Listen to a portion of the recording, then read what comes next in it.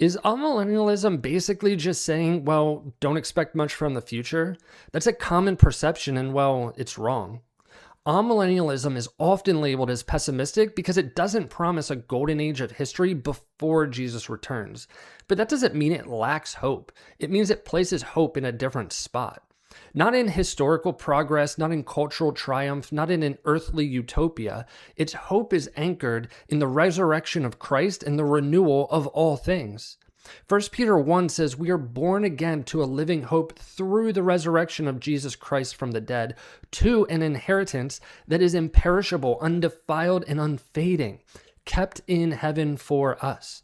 Notice where the hope is grounded, not in what the world becomes, not in what the church achieves, but in what Christ has already done and what God has promised to finish.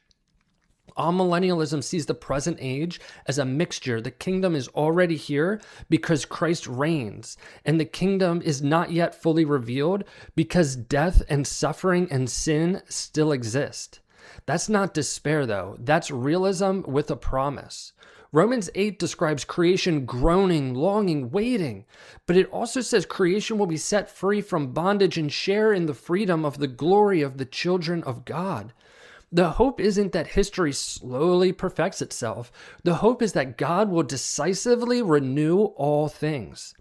Another misconception sneaks in here, though. If the world isn't steadily improving, God must be losing. But Scripture never defines hope as a graph line going up and to the right.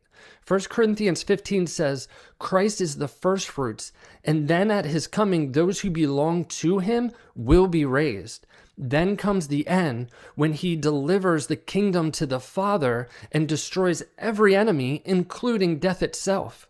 Hope, in this view, is not gradual human achievement. Hope is resurrection victory.